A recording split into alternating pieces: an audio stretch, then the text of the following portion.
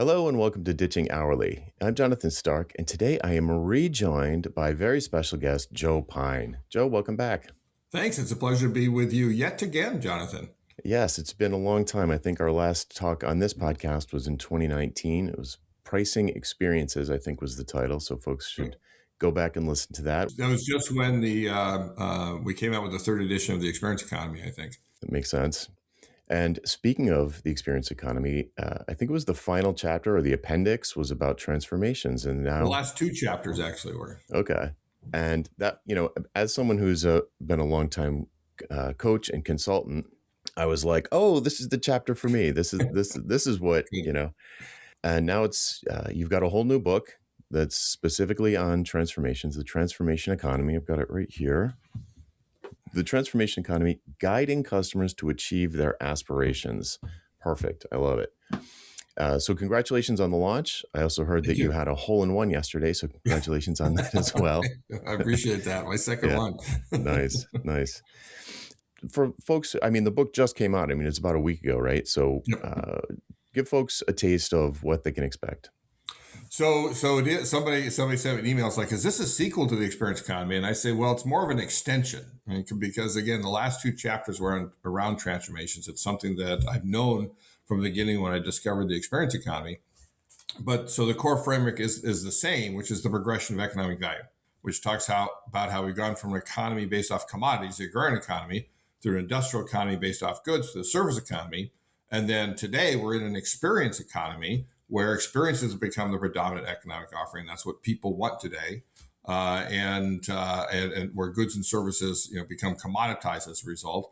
And so the fifth and final economic offering, this progression of economic value, came from where I understood that customization is the antidote to commoditization.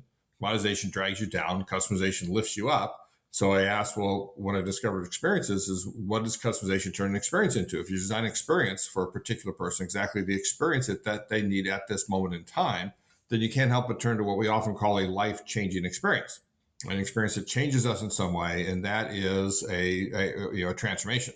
So a transformation is where companies basically guide you, right? That's the economic function. You deliver services, you stage experiences, you guide transformations to help people achieve their aspirations, to become who they want to become, or businesses as well. You can have business-altering transformations just as much as life-altering transformations. So what kind of, I can guess at it because this feels pretty, not normal. Normal's not the right word, but it's just like, kind of like, well, yeah, it's like, that's the reaction I want. Right. Weight Watchers or AA or like you name it. It's like they want to be, healthier, wealthier, wiser. Exactly. So what are the different aspirations? I'm sure you have like a list.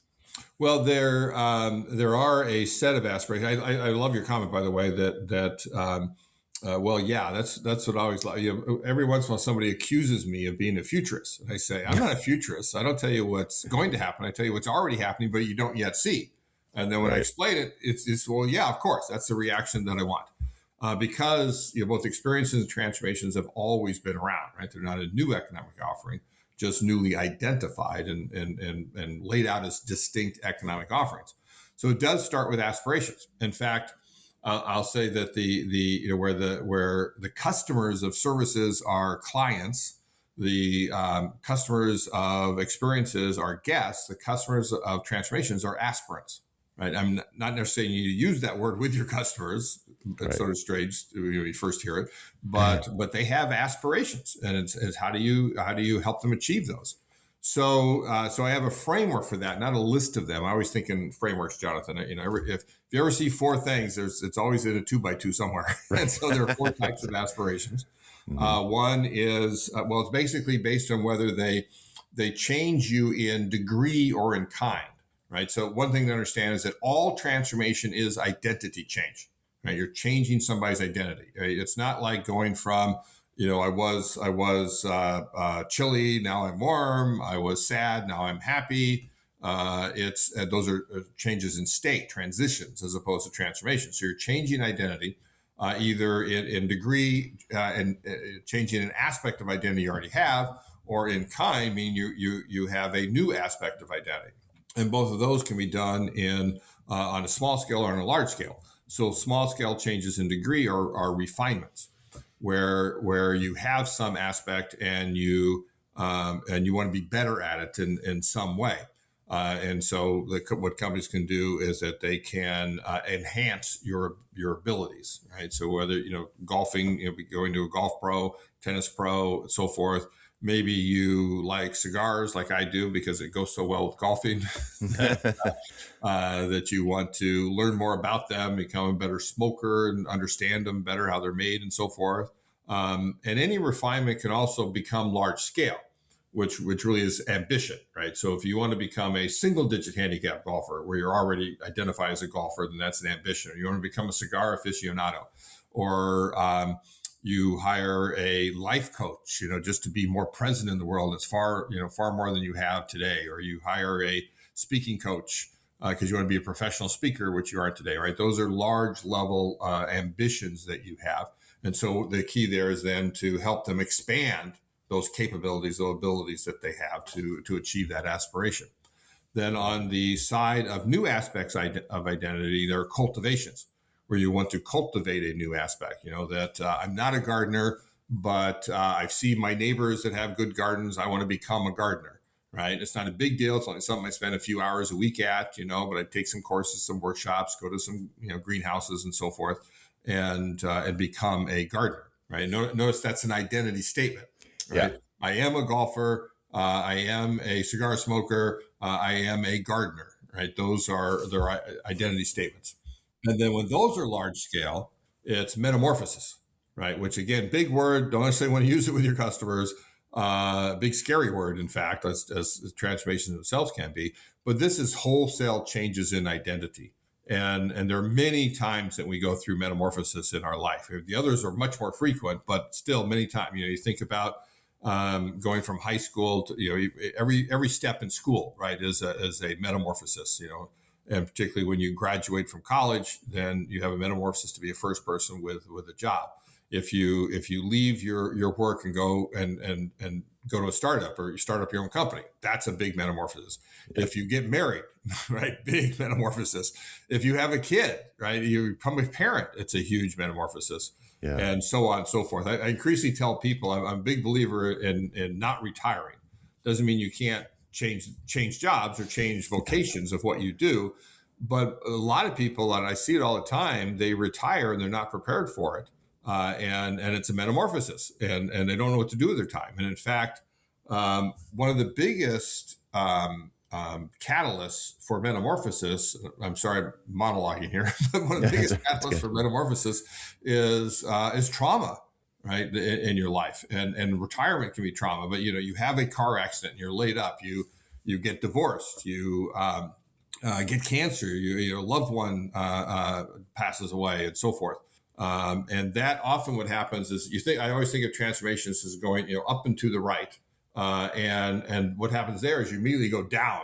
And the key is, can I recover? Can I get back to whole, so to speak, or even a new level? Can I transform trauma into more meaning in my life and be above what you have? And again, those things apply to all those things apply to businesses as well, where you do that. And metamorphosis is where the proverbial burning platform, right? I'm on a burning platform. There's fire all around me, and I need to change quickly, right? Or I'm going to die, essentially. And that happens a lot in businesses. I love the word becoming. What do you want to become? It's not like, what do you want to learn? It's not the same thing. It's like, I learned karate, but I became a black belt. Right. And there's like the identity thing is, you said that all transformations are an identity shift. Yep. That's an eye opener. Yep. So like in my coaching, I ask people what their objective is when I'm working with someone directly, but I've never asked someone what they're trying to become. And that has got my gears turning. Yep. And often what you need to do is you need to ask them not just once, but the technique of asking 5 whys. Right? What do you want to become? Well, they say, well, I want this. Well, why do you want that? Why do you want that? What, until however many it takes, you get down to a truly core aspiration, get down to something that really has meaning in their lives, is meaningful to them. And then that allows you to then treat the whole person of what they're really after versus just what they say, because people Hmm. often don't know themselves enough, right? They don't spend enough time with themselves, It's true. and until you get them to think about it. So it's a discovery process. Yeah, and longtime listeners will be familiar with something I call the why conversation, which is a way to get a value price from a in a B2B situation. It's Oh, it's super. just a series of whys, like why this, why now, why me. You know, okay, you want to double your income. What are you going to do with it? Why do you want to double your income? Right. Obviously you want more money. Everybody likes money, I suppose.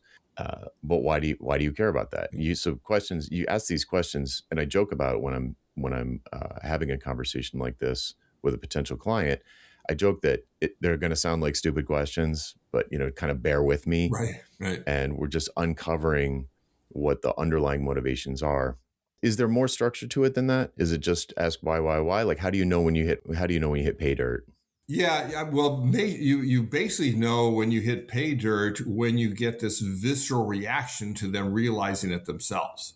Okay, that makes sense. But it's still an art. That's not a science. It's an art. Yeah. And there are other ways to do it. You can, one thing, research shows that when you think of your future self, you'll make better decisions today. I mean, particularly financial decisions, but I think often better. Think about yourself, and I remember Merrill Lynch one time had this aging program. It's probably 15 years ago, but had this aging program where they just take your face and just slowly age over time until it gets to be 65. You go, wow, right now think about this person. Yeah. What life do you want this person to have at that? And that person is you. It's your future self. And then you can say, well, I want them to have a rich life. I want them to be retired or not, and I want them grandchildren, which don't always happen automatically these days. Maybe something you need to work at, and so forth. And so that's sort of another way. And I believe strongly in visualizing. Right, if you get them to visualize that person, and AI today, you can do that so easily. You just have them make a stick figure drawing of who this person is in that, and have them create that and say, oh yeah, that's who I want to become, as you say. So this is my mind's really really grinding on this one. It's cool that because your identity. It's not like you have just one. You have like a whole bunch of different Right. identities, so you can aspire to different things. Yeah, I call them aspects of identity, just to get away from thinking about multiple identities, which often means psychosis. But Okay, yeah, we don't want that. aspects of identity. Yes. Right. So a father, a black belt, a golfer, an aficionado, cigars, let's say. Right. All right. So yeah, so they're not necessarily mutually exclusive. So you can have all sorts of aspirations and want to become all sorts of different things. That's actually really a fun way to think about it. It feels less like oh, I've got these goals and I'm grinding on my goals and this sort of hustle culture thing, which I'm not really a fan of. It's like, no, you're just like becoming something that Right. you want to become. So all right. So this is really cool. Right. So think of it as a bundle of. I like to think of it as a bundle of aspirations. The people are a Okay. bundle of aspirations, but again, most of them not articulated. Right. Exactly. That's to me, that's the core piece. So, this is a show about mostly for consultants and coaches, and the core subject, it's right in the title, is how to price your assistance, let's say, not your services. So, how does that how does this come together for just let's say like a business coach? Yep. And how would you price something for someone? Um, like, how do you even approach that? Like, I can we've talked before about pricing experiences, and I know a thousand ways to price services. But if we're trying to move up the progression of economic value, did Right. I get that right? Yep. Then what's the approach? I mean, I suppose you could still value price things because a guide to help you achieve, becoming a single digit handicap golfer, you could, it's going to be worth something to that particular person. It's going to be worth something different to someone else. So in theory, you could, price in different ways. But, as you were writing the book, did you come across examples, maybe not Delta Airlines, but something a little bit more, Yeah. one person shop examples that you could share?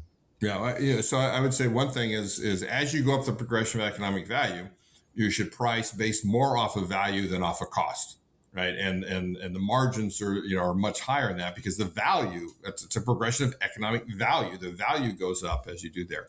Mm. So, with services, you charge for your activities, and coaches generally do that, right? Yeah. They or charge for time, which is what you do for experiences, mission fee or membership fee. But it's so they may charge for time, but it's their time.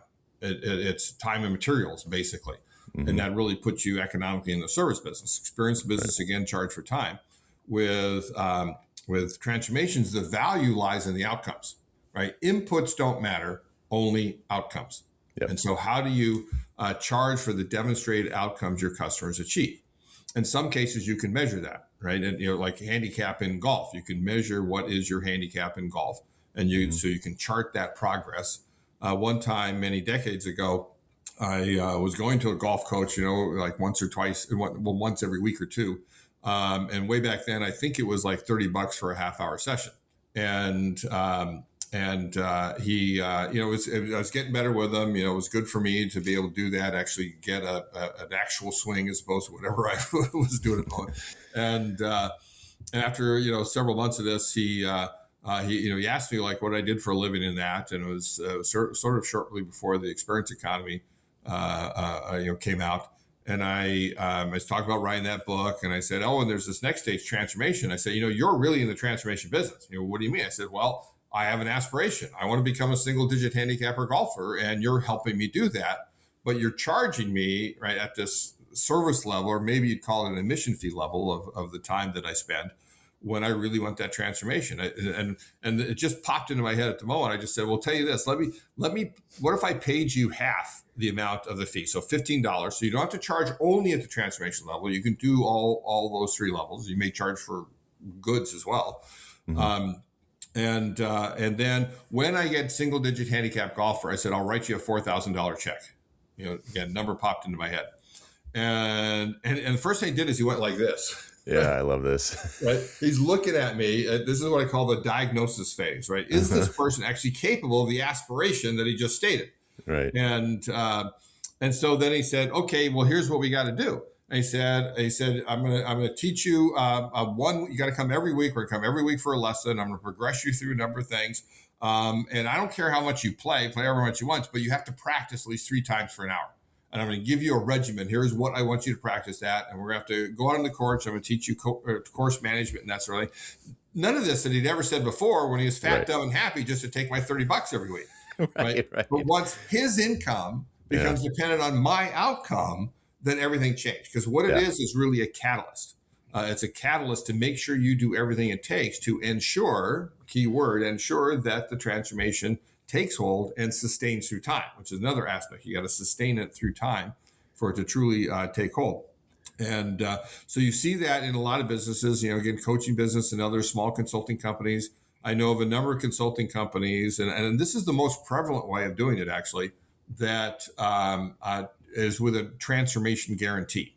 Right, that I guarantee that you achieve your aspiration. And again, it's not generally the highest number is 25%. I mean, the usual number I see is 25%. Sometimes I know at least one educational institution that offers, and others, actually several, that offer 100% guarantees, right, off your tuition. You didn't get a job, you get 100% off your tuition, right? Mm. So imagine that, and how that changes what they do. Therefore, Yeah, just imagine. Right. exactly. That's a key piece I want to emphasize for the audience, because it's such a great, the golf coach is such a great example that he totally changed his approach, right, based on the alignment of the financial incentives. So it was exactly. so imagine, dear listener, if you are currently billing by the hour. Probably not that many people are billing by the hour that listen to this show, but when you switch, or maybe you remember when you switch from billing hourly to, like, just say fixed project fees, it completely changes how you approach the project, because now every hour you work, you're losing money instead of making money. So now the other thing with the golf coach is, it's in his best interest to get you into single digits, like in a weekend. Right. Because he doesn't want the $15 every more. Yep. He doesn't want the $30 every lesson anymore. He wants the $4,000, and he wants it sooner, and you want it sooner. Right, exactly. Everybody's happy. The other way, he's just, I think you said fat and happy, just taking the money, and he wants it to go on as long as possible. Right. Completely different incentives. So, okay. So I didn't mean to interrupt. I just No, really no, wanted no. It's to. beautiful. So now when you said 25%, Yep. are we talking about like a refund or? Yeah, so it can be a refund, particularly like tuition. Generally, it's a refund you pay upfront. Mhm. Often, it's the last 25%, which is pure profit, Yeah. right? So Mhm. that's where you really want to get that money. So yes, you want to do it most efficiently, but you also want to ensure that you do what it takes for them to get that. Okay. And That's nice. yeah, yeah, So, because the word guarantee scares people when they take it to mean 100% money back guarantee by definition, and they right, and whether it's a software project or life coaching or whatever it is, the person I'll be talking to say something to the effect of like, "Well, I can do everything right, and they can still not get the outcome that they're looking for. Never mind aspiration, but like correct, I could do everything right building this software application for someone, for a startup founder, and they're just wrong about the right, market. Like I did right, everything right, so why should I have to right, give them 100%? If the goal is to like be the next Facebook, um, so they freak out because right, especially it's super common in coaching, just like the golf coach. He's like, you have to do this every week. He wanted you to practice more and more and more. right.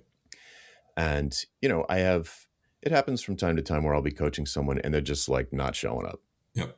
you know? So you got to So, fire yeah, them. right. So, like, that's where I wanted to go is because I Yep. know people are thinking, well, I can't guarantee I can bring the horse to water, but I can't make it drink. So, Exactly. so this to me is the big risk Right. of selling transformation. So, how do you tackle that? Yeah, so you want to mitigate that risk, and there's a paradox involved that you can't guarantee a transformation because guess what? The customer transforms themselves.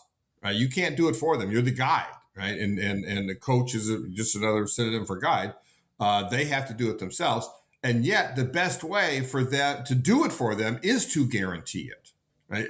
And so because again, it's that catalytic mechanism for you change your approach. You do different things. Yep. So in this diagnosis phase, the first of three phases of transformation is often you want a triage phase, which is when the golf coach went like this. That was Right. triage, right? Yeah. Do I want this customer or not?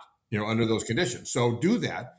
And like one consultant I actually partnered with, there were several times in which we said we'll do the work, but we won't give you the guarantee because of X, Y, and Z. Right. And then you want to change X, Y, and Z, then we can talk about it. And most of them just accepted it on those terms because they wanted to do the work. Mm. And so then you have that diagnosis of where they are today and what they want to become. And sometimes that gap is very large. Mm. And that phase is what I call encapsulated experiences that you guide them through. And generally, it's not monotonically up and to the right. Generally, there's regress as well as progress. You have to be willing to sense and respond. And that's where sometimes you're spending more effort. And obviously, you like clients where you didn't have to do that much, but it's just a fact of life. But you may get to the point where you have to fire them. And one of the ways to avoid that, and I think it's really key to the whole process, is you need to gain their commitment to achieve that aspiration, right? And ideally, in my is you have a piece of paper that they sign. This is my aspiration. You're going to help me do this, and I am committed to making this happen and make it sign it, Mm. right? Date it, because you can always bring that back and put it in their face. Right? You said this, right? Did you mean it? Yeah. Right? Were you fooling yourself? Were you lying to me? Were you fooling yourself? Did you mean this? And Yeah. usually the shame alone will cause them to recommit to doing it. Mm. And then and so then at the end of that phase of experiences is where your still job isn't done. Even if they achieve the aspiration, even if they pay the whole amount. I know one actually, it's a two-person consulting company that I talked to last week, in fact. And he said hasn't always done it, but he's often done that with clients. He said the amazing thing, right?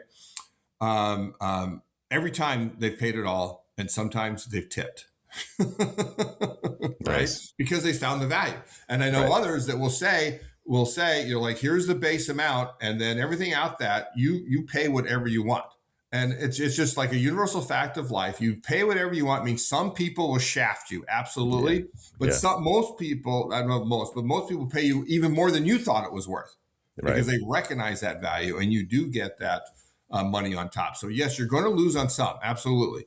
But Mhm. you'll more than make up because you're your pricing based on the value that you get. And sometimes it's quantitative. You could, based on if you're helping them lower costs. You said Facebook, if just give me 0.5% of your market cap for the next Right. 20 years. So I'd be very happy with that.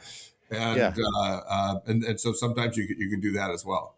So I was talking to someone last week, and they I think it was a friend of theirs who was called the Turnaround King. Okay. As back in the 70s, if I'm getting the story right. And when a company was getting ready to go Chapter 11, he would come in, he'd take a look at it, and he would decide, he'd do the triage and diagnose and say, like, yeah, I can turn this around. I'm surely he would get some commitments about the kinds of things he was going to do, and he'd take a piece of the company, and he was just like just fabulously wealthy from, and he would do it for free. So it's like a no-brainer, right? So it's like, well, yeah, I mean, you're the turnaround king, and it's once free. You got that reputation, right? For some reason, the name Dunlap comes to me when you say that, 70s turnaround king. But I don't know if that's his name or a company he turned around. But anyway, I don't know, but it's a baller move, because you need to have the cash flow to be able to get to a point where you can work for free for 18 months and then wait for that company to build back up and for that equity to start to pay off. And it's a long game. But I want to jump back to something you mentioned. You said it's not monotonic. There's a sense and respond cycle. Mm-hmm. So can you drill into that a little bit for people? Just maybe with an example, like the golf or a personal trainer or something. Yeah, and almost anything you're going to find that you're progressing, but there's always regress. So the regress maybe become of what you said is that they have a lack of commitment, right? You also have things like the cares of the world get in the way. The time happens. Maybe they have some other trauma in their lives that they then can't do this, or they in a business terms, maybe there's a new competitor or something, a new innovation. The proverbial disruptive innovation that changes the path that they're on, and you got to focus on that for a while before you can get back to the core of what you're doing. But you always have to be sensing and sensitive to that, right? Which one of the ways to think about it, I think of that last point where you say, okay, I achieved the aspiration, so I have to maintain it, sustain it. I achieved the aspiration. On the turnaround king basis, I would always want to say, well, you're not going to get paid till 36 months, all of it till 36 months after you leave, because it's like Jack Welch. I think he left GE in a horrible position. He left what he knew was the highlight. He knew his successor was going to fail. Well, then he failed because of that. But anyway, so that's sort of the capstone, right? You need milestones in between, right? And the things, series of milestones and on a big scale change, like particularly metamorphosis, not so much on the others, but an ambition and any large scale change. What are the milestones it takes to be able to do there, and how are we progressing? How are we doing on that? And ideally, you'd like a timeline on that. I'll give you another example that illustrates something here too. This is a bigger company, but it was one of the Weight Watcher type of folks. It was profiled by Sanford. They sold it off. Standard Healthcare sold this off to another company, so I don't remember the name at the top of my head. But what they asked you to commit to is the process, right? Which included weekly live coaching. Then with COVID, they went to virtual coaching. Now you can do either. And they gave you meals to be able to lose weight. You have a weight goal, but they don't ask you to commit to the goal. They ask you to commit to the process. And the fact is that you don't leave one coaching appointment until you make the next appointment for the next week. And if they're and maybe I'm on vacation and that sort of thing. But that alone, just you always are re-upping that appointment, keeps them committed to the process, and then the weight loss will eventually come. Then it depends on the person, whether that's 6 months, 12 months, 18, 24 months, whatever. But if you keep at this, then we guarantee you're going to get down to that point. Yeah. That reminds me of when I'm I do these sort of like challenge workshops, and there's a money back guarantee if you do all the work. Right. If you don't do the work and you just decided not to do it, well, then you're just wasting everyone's time, and it's not fair to anybody else. So. And maybe that's something you can measure, right? You ensure that they do the work in some way. Oh yeah, sure. Right? Yeah, there's homework, so you can tell. Fitness center, give me access to your Fitbit data, right? And then I'm gonna have my AI analyze that, and you're going like this, and now you're like this. We need to get back on that trajectory, right? And again, you put that in their face. Yeah. So how clear up front should people be, so guides, coaches, how clear upfront should they expect to have to be with guiding a transformation in terms of the success criteria? So like for golf, it's really easy. Right. You got a For number. gardening, when did you become a gardener?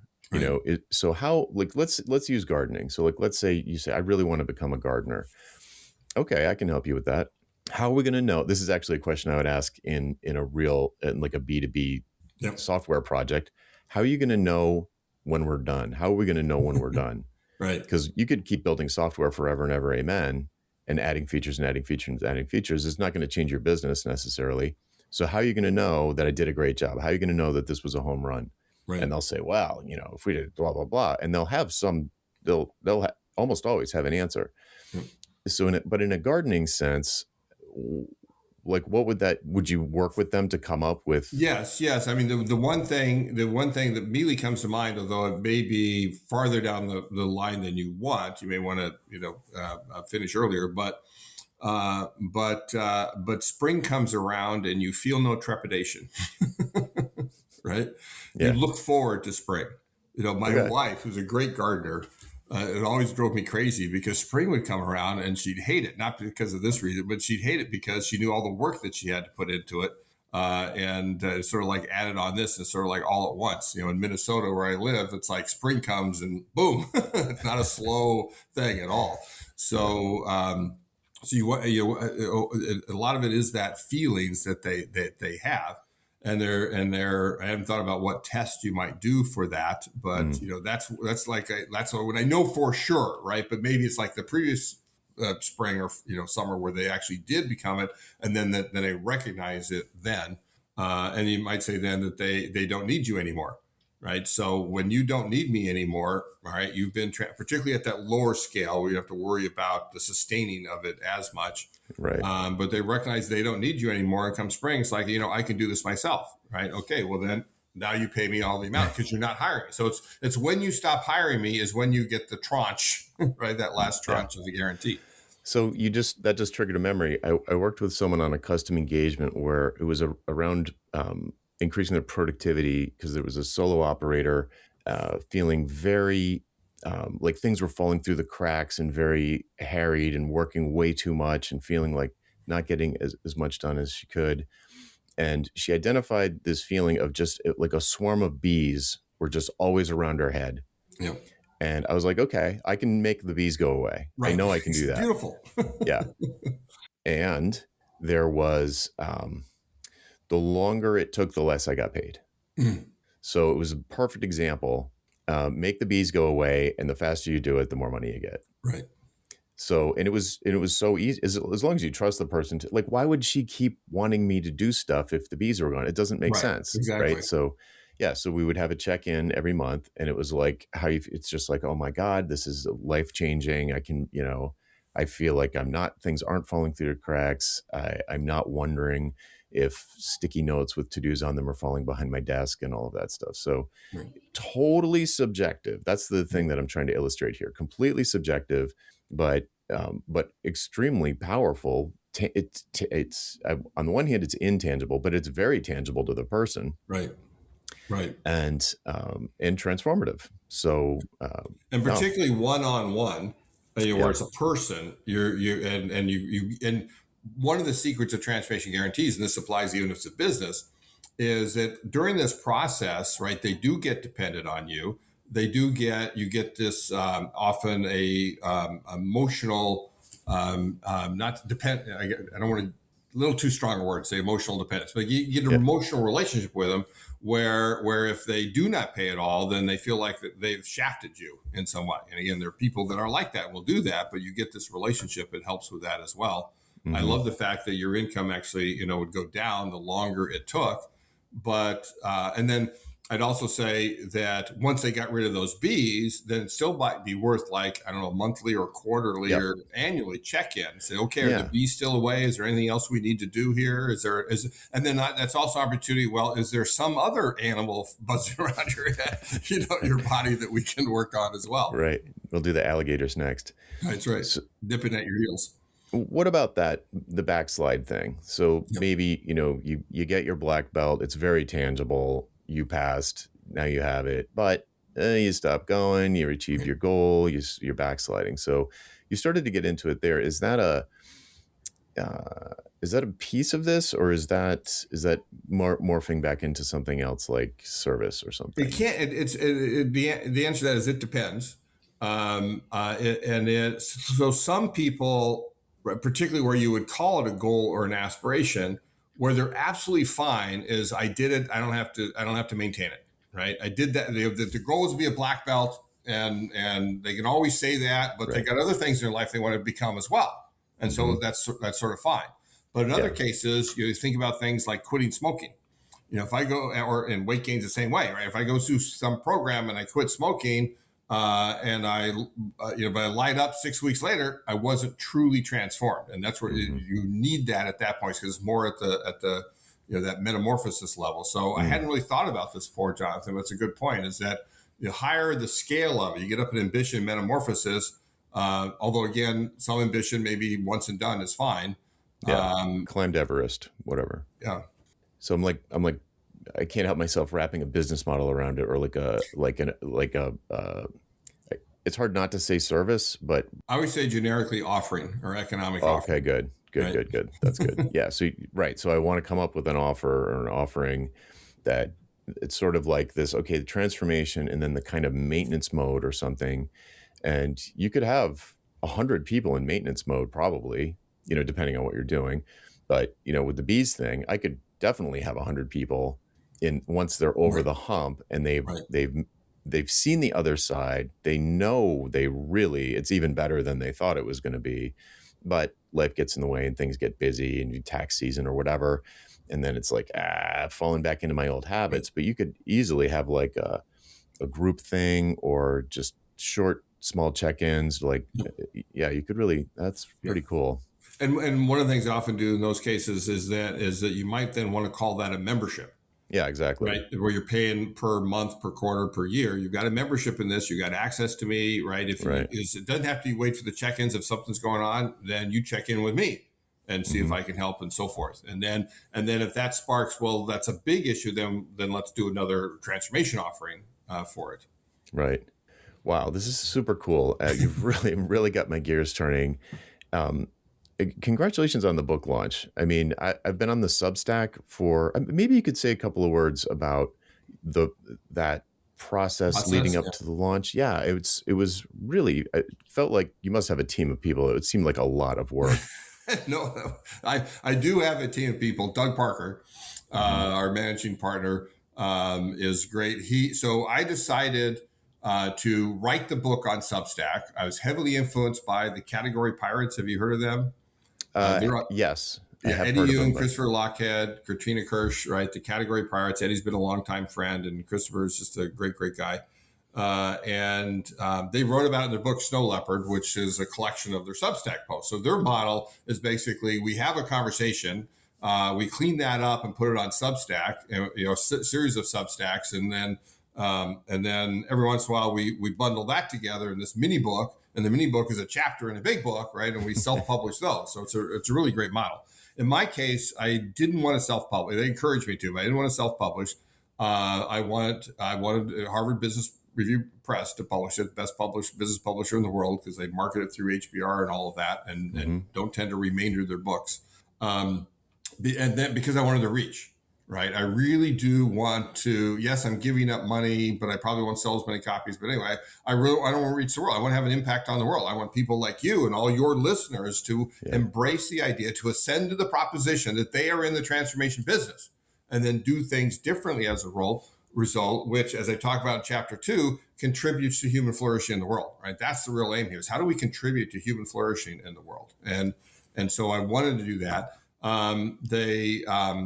But I said, well, let me write on Substack. So I did that for 3 reasons. So one is as a catalyst for writing, right? I've got yep, people who subscribed. I've got 10, 12% of those people who are paying, right, $20 a month or $200 a year for it, or they're paying me so I have to write. So it just kept me in what yep. I call writing mode, right, That's great. for a year until I got it done, and still to this day now.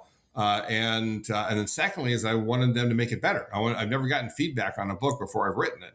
So I got feedback. A lot of small things they made better. A lot of smallish new ideas that got into the book. One huge big one where I completely changed a framework based off of the feedback that I got and developed a new wonderful framework. And then three, make a little money on the side while I'm doing it, right? But the catalyst was the primary one. So I just basically have to write it, and I put it into a Substack. I write in Word, copy it over, put it in Substack. And then Doug Parker, he finds an image that goes with it. He adds buttons, for paywalls and things like that, and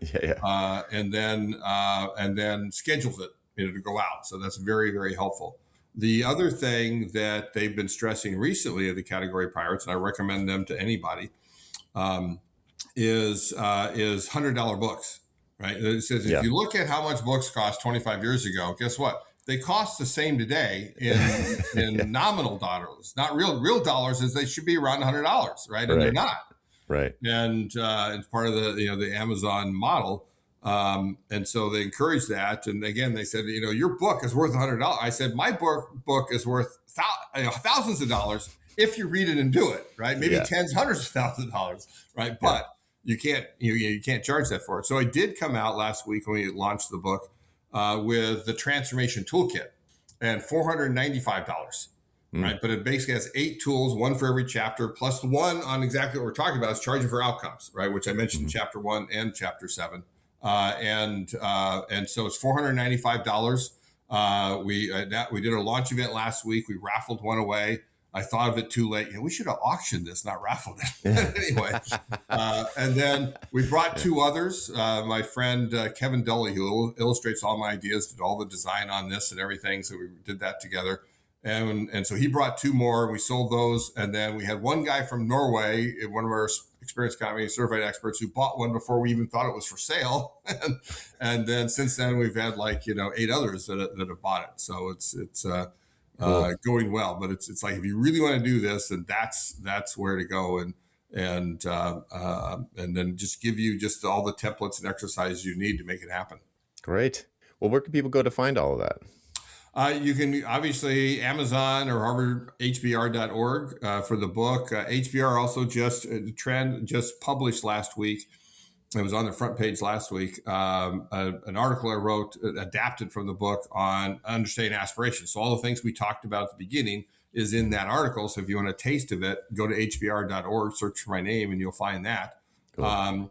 And then website is strategichorizons.com, strategic horizons with an s.com.